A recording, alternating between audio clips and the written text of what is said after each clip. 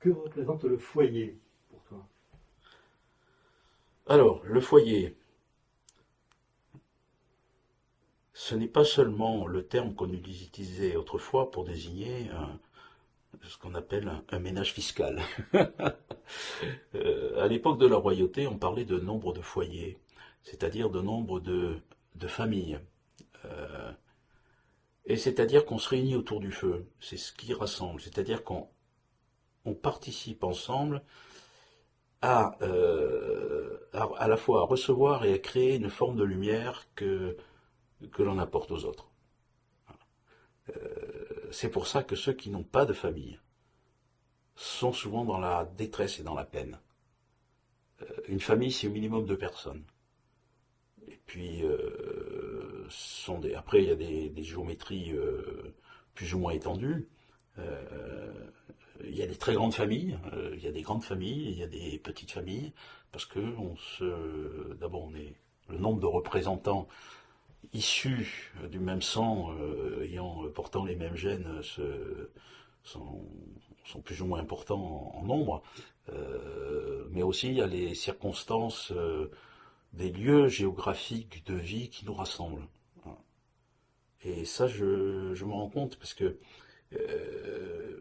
moi, je suis d'une famille déracinée en fait au départ, complètement, hein, puisque j'ai une famille paternelle, région Normandie, hein, retrouvée dans le sud-ouest, il y a eu la guerre, sur lesquels il y a eu des décès, etc. Et j'ai toujours été très sensible au déracinement. Alors pourquoi? Parce que quand j'étais jeune, il y avait dans ma ville natale, je dirais, la bourgeoisie locale, les familles, etc. J'en sais pas parti. Voilà. Même si ma mère était du coin. Et, euh, et je me souviens quelques années après, moi j'avais une vingtaine d'années,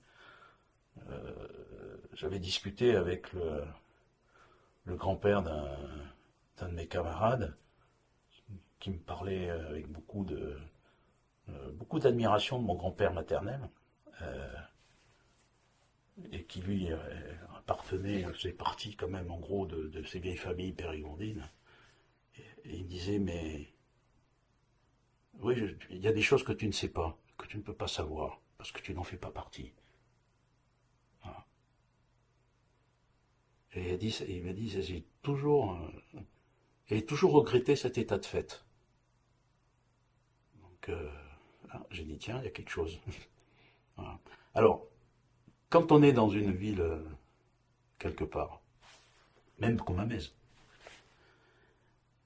et qu'on ait une pièce rapportée, en quelque sorte, qu'on est un immigré, c'est très difficile de faire son trou. C'est très difficile de créer du lien avec les autres. Parce qu'on n'a pas la même expérience, on n'a pas ceci, on n'a pas cela, machin. Voilà, je me souviens de ma première entrevue avec Fricot, il m'a dit, vous n'êtes pas d'ici, vous? J'ai dit, non, monsieur le maire, je suis de France. J'ai pas le même accent. Et alors? C'est vraiment quelque chose de particulier, hein, mais c'est ça. Et je considère que aujourd'hui, de plus en plus, il y a un déracinement, ce que j'appelle le déracinement intérieur, lié à la mobilité géographique, lié aux activités professionnelles des uns et des autres, où on s'éloigne des membres de sa famille. On n'a plus de lieu, souvent de lieu de réunion. Et d'où, par exemple, la mode des cousinades. Dans certaines grandes familles, on arrive à se retrouver parce qu'il y a un lieu qui permet le rassemblement. Euh, bon, nous, on n'a plus ça. Ma famille, c'est plus possible. Donc, voilà, chaque fois, c'est particulier. Parce que je sens que c'est un besoin pour beaucoup et que cela peut expliquer aussi les difficultés des relations sociales aujourd'hui euh, dans notre pays. C'est l'amoindrissement, voire la disparition de ces liens familiaux qui étaient certes traditionnels. Voilà, oui, oui, mais la tradition, ça compte. Et la tradition, c'est ce qui fait qu'on peut vivre tous ensemble. Voilà. Et qu'on a un ciment qui nous réunit par-delà les idées politiques, les conceptions religieuses ou autres. Voilà. la famille, c'est le sang. Ce qui est complètement du sol. Ça, je comprends très bien aujourd'hui le débat entre ne faut-il pas remplacer le droit du sol par le droit du sang. Le droit du sang, on l'a en Allemagne pour avoir la nationalité. En France, c'est le droit du sol. Grande erreur. Grande erreur parce que le sol français, il a changé. Il faut quand même savoir que ceux qui sont nés en Algérie, à l'époque c'était des départements français, ont dû, pendant longtemps, prouver leur nationalité française. Parce qu'on leur disait, ah ben non, vous n'êtes pas français, vous n'êtes pas né en France. Catastrophe. Donc, moi je pense à tous les pieds noirs, c'était vraiment particulier. Moi je me souviens un jour avoir vu, je dirais, bon, à l'époque mon beau-père, se mettre en uniforme d'officier général et aller voir le préfet. Parce qu'on ne voulait pas délivrer de carte d'identité à sa dernière fille. Parce qu'elle était née à Bonn, en Algérie. Il a dit, voilà, vous avez vu, monsieur le préfet, vous avez vu ce que j'ai sur ma poitrine? Les décorations, les étoiles, les blessures? Il dit, moi aussi je suis né à Alger.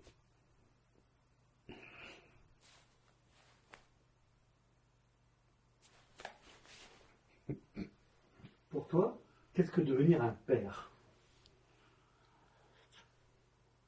Alors, devenir un père, c'est pas seulement, je dirais, donner naissance à un petit être, garçon ou fille ou garçon. C'est de pouvoir l'accompagner dans sa construction, euh, je dirais, d'individus pensants. Je crois que c'est ça le fond. Lui permettre de prendre son autonomie en dehors de toute influence extérieure, lui apprendre à réfléchir par lui-même, lui apprendre à prendre ses décisions par lui-même, à faire ses choix de vie,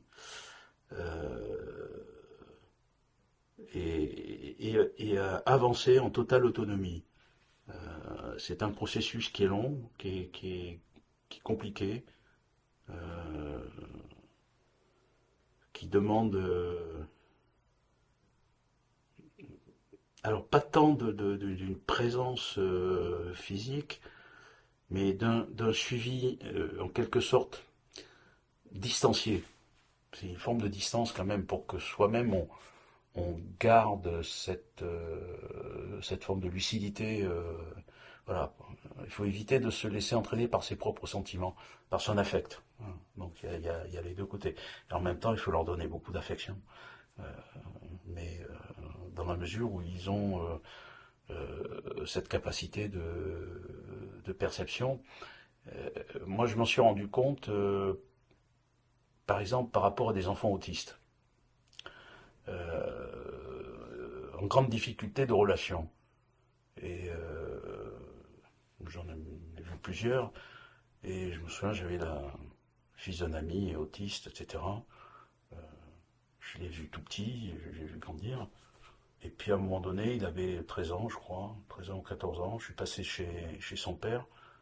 Et il m'a vu, il m'a fait un grand sourire, il a couru vers moi, et il m'a sauté dans mes bras.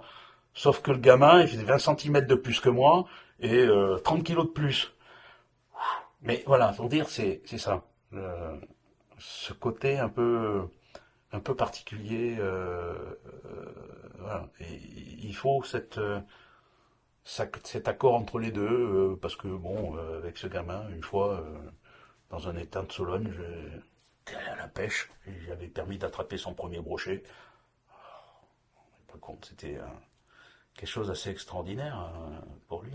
Donc, voilà, c'est cette relation avec des enfants. Et puis je me suis aperçu, bon, qu'à un moment donné, on réunissait nos orphelins. Il y a, il y a des choses. Donc c'est pas seulement ses propres enfants, c'est avec déjà des enfants en général qui sont de toute façon en attente de quelque chose. On ne sait pas quoi, on n'a pas besoin d'ailleurs de le définir. C'est de l'amour, mais simplement qu'on les regarde pour ce qu'ils sont,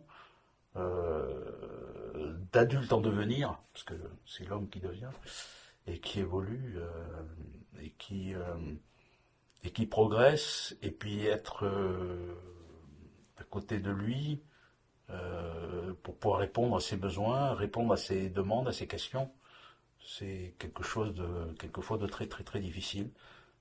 Parce que quand on est soi-même père et par rapport à ses propres enfants, il y a des aléas qui font que voilà. Moi aussi j'étais un père absent parce que j'ai eu des affectations et ma famille était en région parisienne et moi j'étais ailleurs. Et je ne les voyais au mieux qu'une fois tous les 15 jours, une fois toutes les 3 semaines. Pas évident. Voilà. Pas évident pour les enfants, pas évident pour le père. Ouais, encore moins pour le père. Ouais. Voilà, ça a commencé très tôt, hein, puisque quand je m'étais retrouvé ici à l'EAI comme instructeur, je suis arrivé ici, j'avais déjà 2 enfants. J'en ai eu 2 ensuite pendant mon séjour à Montpellier, des jumeaux. Hein. Et ben souvent, il y avait des terrains. On partait le matin, cours, ensuite on était sur le terrain. Je rentrais en pleine nuit, donc je ne les voyais pas le soir. Et ça se répétait toute la semaine et plusieurs semaines de suite. Et voilà. Ben, c'est pas facile. Voilà. On va bien sûr les embrasser de nuit, leur faire un bisou, mais ils s'en rappellent pas. Et le matin, je les voyais à peine, parce que moi, il fallait que je parte très vite. Donc c'est vrai que j'étais un père, je pense, un peu trop... pas tellement absent, mais pas assez présent. Voilà. Et puis même après, quand je me suis retrouvé en région parisienne, les transports en commun habitaient loin de Paris, l'affectation, on part tôt et on rentre tard, de toute façon. Et il y a eu toute une période où moi je rentrais à 1h du matin à la maison et je repartais et je me levais à 6h et à 6h30 j'étais parti. Donc on pouvait se voir que le week-end, quoi. Et qu'est-ce que tu souhaiterais que tes enfants retiennent de toi? Que malgré les épreuves que nous avons tous traversées, euh, ils retiennent que je les aime.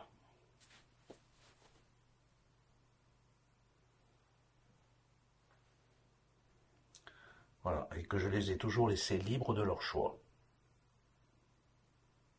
Je n'aurais jamais rien posé au plan activité professionnelle, devenir professionnel, ils ont choisi eux-mêmes. Et j'étais là, c'est tout, pour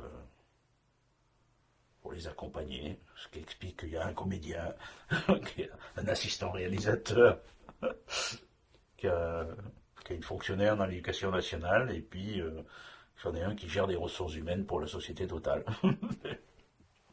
On voit bien que c'est tellement divers que voilà, ils ont fait comme ils avaient envie de faire. Voilà, le tout c'est de les accompagner, de les aider à y arriver. Je vais juste rebondir sur le côté artistique de deux de tes enfants. Oui.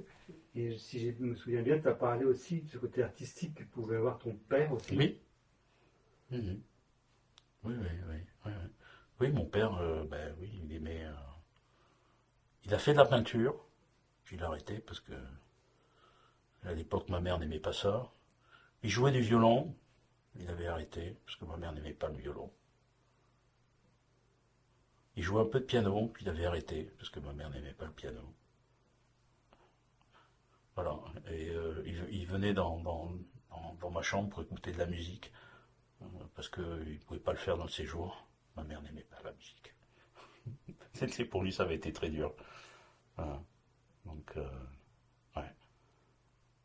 Et est-ce que cette histoire a eu une incidence sur comment dire, ta façon de libérer tes enfants, de faire ce qu'ils voulaient, surtout par rapport à l'art? On sait que ce sont des métiers très aléatoires. Oui, c'est aléatoire, mais quand ça permet de se réaliser soi-même, euh, moi je trouve ça très très très important. On assouvit une passion qu'on a au fond de soi. Je dirais, mais pourquoi pas? Parce que si on bride déjà toutes ces possibilités d'accéder à ce à quoi on aspire, on va en faire un être malheureux. Et il sera malheureux toute sa vie, jusqu'au dernier instant de sa vie. Donc, je dis non. Alors après, ils choisissent. C'est vrai qu'ils peuvent se tromper. Ils ont le droit de se tromper. Euh, mais c'est pas une raison pour, je dirais, même le leur reprocher. Voilà. c'est ce qui rend les choses compliquées quand on élève des enfants. J'avoue que là, il y a une réelle difficulté. Parce que moi, je vois des camarades qui ont été en conflit avec leurs enfants. Mais en conflit profond. À tel point que derrière, c'était la drogue, c'était les trucs, le machin, etc. Enfin, on voit bien les dérives, parce que ils étaient en opposition vis-à-vis du père.